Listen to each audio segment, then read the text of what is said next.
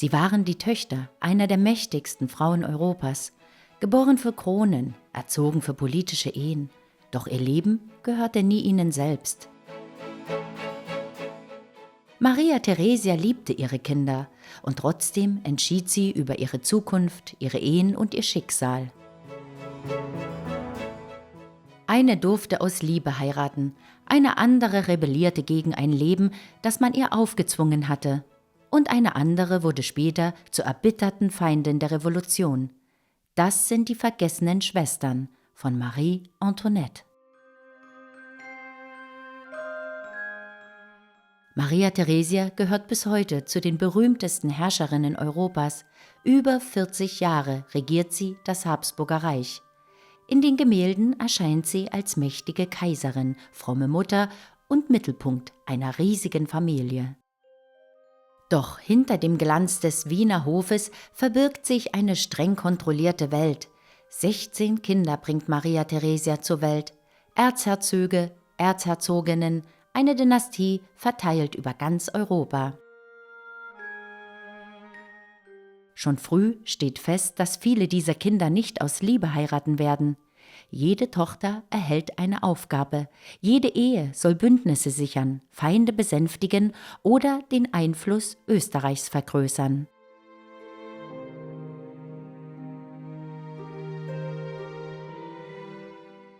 Die jungen Erzherzoginnen wachsen deshalb nicht wie gewöhnliche Prinzessinnen auf.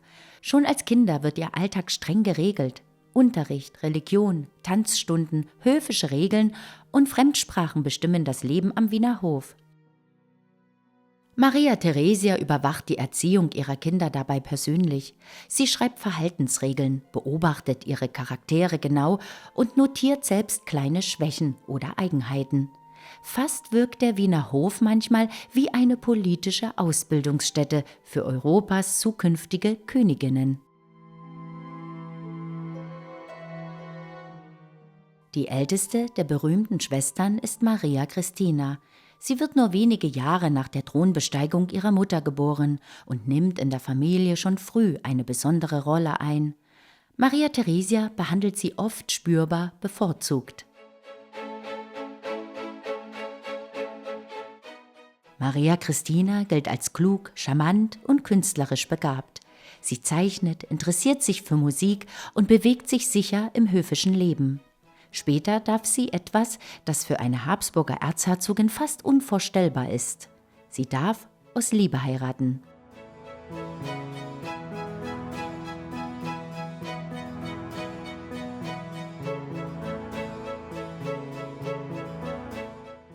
Ganz anders entwickelt sich ihre jüngere Schwester Maria Amalia. Schon früh gilt sie als stolz, temperamentvoll und schwer zu kontrollieren. Maria Theresia beschreibt sie in ihren Aufzeichnungen als lebhaft, eingebildet und eigensinnig. Während andere Töchter lernen, sich den Erwartungen des Hofes anzupassen, beginnt Maria Amalia immer stärker gegen diese Rolle anzukämpfen.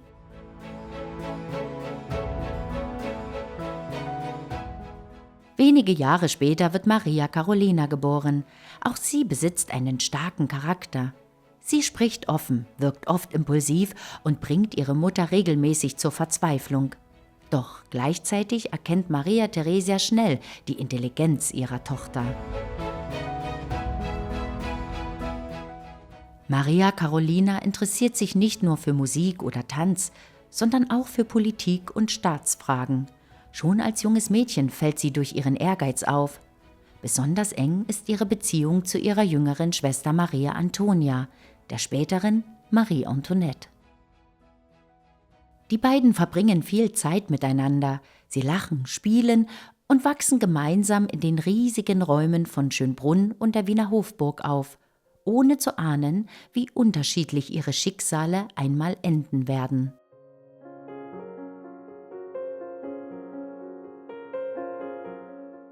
Am Wiener Hof wird schon früh deutlich, das Leben der Erzherzoginnen gehört nicht ihnen selbst.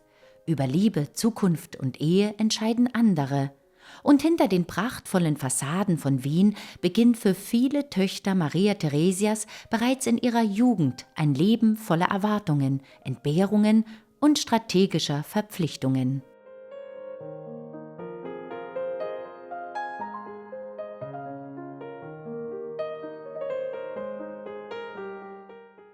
Dann kommt der Moment, in dem sich das Leben der Schwestern endgültig verändert. Am deutlichsten zeigt sich der Unterschied zwischen den Schwestern zunächst bei Maria Christina. Sie genießt Freiheiten, von denen die anderen nur träumen können. Das liegt vor allem an ihrer besonderen Stellung innerhalb der Familie. Maria Theresia bevorzugt ihre Tochter spürbar. Und tatsächlich darf Maria Christina etwas tun, das für eine Habsburger Erzherzogin fast unmöglich scheint. Sie darf aus Liebe heiraten.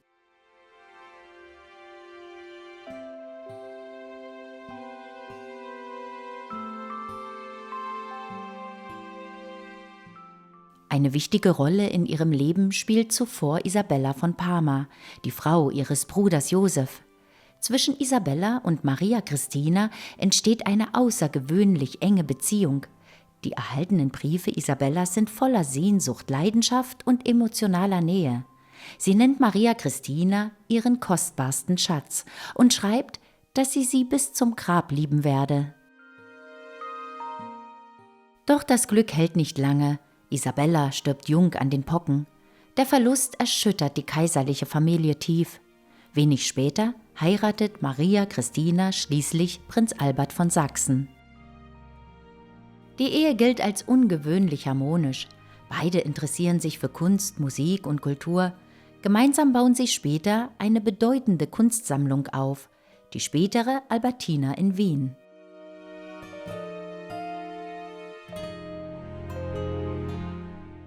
Während Maria Christina ein vergleichsweise glückliches Leben führt, beginnt für ihre Schwester Maria Amalia eine ganz andere Geschichte.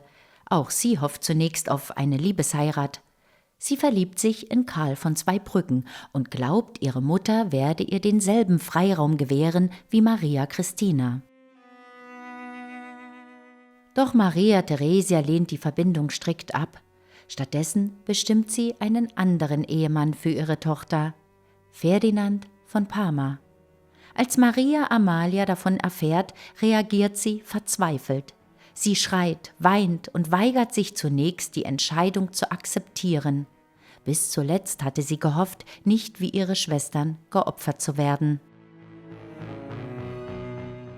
Die Hochzeit macht ihr deutlich, dass für sie andere Regeln gelten als für die Lieblingstochter Maria Christina.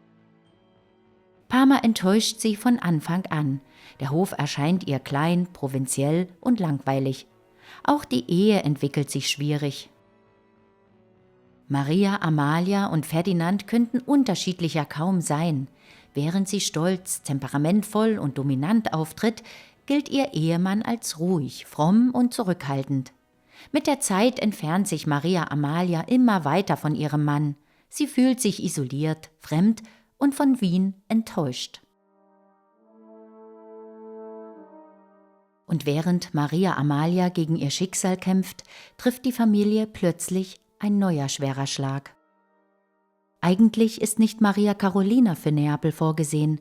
Zunächst soll ihre Schwester Maria Josepha den neapolitanischen König heiraten. Doch kurz vor der geplanten Abreise bricht erneut die Angst vor den Pocken über den Wiener Hof herein. Maria Josepha infiziert sich und stirbt jung. Plötzlich richtet sich der Blick der Familie auf die erst 15-jährige Maria Carolina. Von einem Tag auf den anderen muss sie die Rolle ihrer verstorbenen Schwester übernehmen. Die junge Erzherzogin wird nach Neapel geschickt und heiratet König Ferdinando. Die Ehe beginnt schwierig. Ferdinando interessiert sich weit mehr für Jagd, Essen und derbe Späße als für Politik. Maria Carolina dagegen ist ehrgeizig, intelligent und politisch geschult. Anfangs versucht sie noch, sich anzupassen, doch schon bald beginnt sie selbst Einfluss auf die Regierung zu nehmen. Nach der Geburt ihres ersten Sohnes erhält sie einen Sitz im Staatsrat. Von diesem Moment an wächst ihre Macht stetig. Maria Carolina entwickelt sich zu einer der politisch bedeutendsten Frauen Europas. Sie verdrängt Berater ihres Mannes, knüpft internationale Bündnisse und baut ein riesiges dynastisches Netzwerk auf. Doch auch ihr Leben bleibt von Tragödien überschattet. Mehrere ihrer Kinder sterben früh. Besonders eng bleibt ihre Verbindung zu ihrer jüngeren Schwester, Marie Antoinette, in Frankreich. Die beiden schreiben sich regelmäßig Briefe. Doch während Europa langsam auf die Revolution zusteuert, ahnt noch niemand, wie dramatisch das Schicksal der französischen Königin enden wird.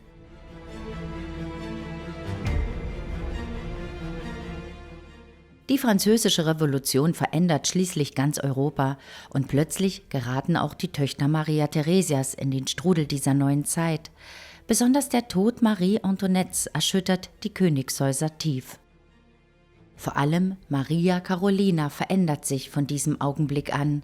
Die Nachricht vom Tod ihrer jüngeren Schwester trifft sie schwer. Aus der ehrgeizigen Königin von Neapel wird nun eine erbitterte Gegnerin der Revolution und Napoleons. Doch bald gerät auch ihr eigenes Königreich ins Wanken. Revolutionäre Kräfte breiten sich in Neapel aus. Später marschieren napoleonische Truppen in Italien ein.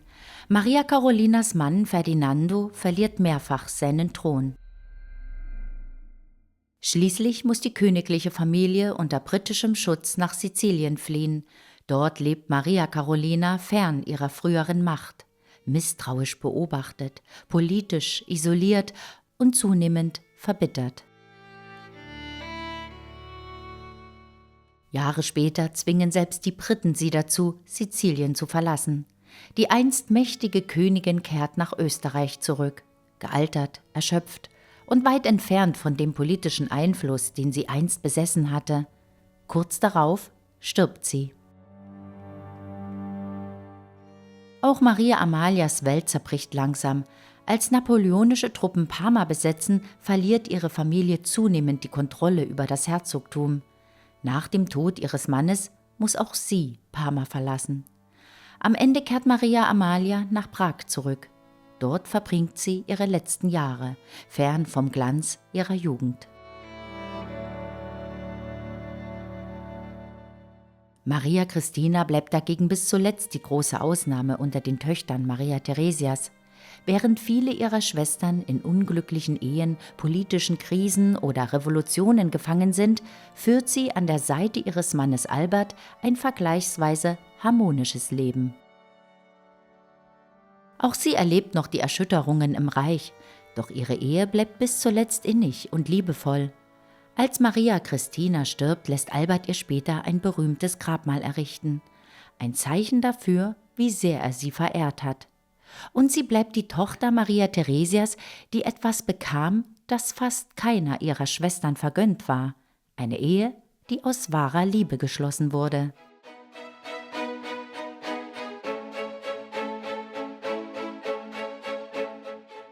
Am Ende zeigen die Schicksale der Schwestern vor allem einen großen Widerspruch.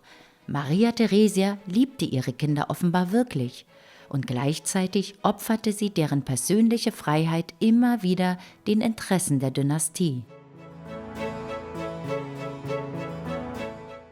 Die jungen Erzherzoginnen sollten Europa verbinden, doch viele von ihnen zahlten dafür einen hohen Preis. Sie mussten ihre Heimat verlassen, Männer heiraten, die sie kaum kannten, sich fremden Höfen anpassen und erleben, wie die Welt, für die sie erzogen worden waren, langsam zerbrach. Hinter den prachtvollen Kleidern, den höfischen Hochzeiten und den berühmten Gemälden standen deshalb oft junge Frauen, die nur wenig über ihr eigenes Leben bestimmen konnten. Vielleicht liegt genau darin bis heute die eigentliche Tragik der vergessenen Töchter Maria Theresias.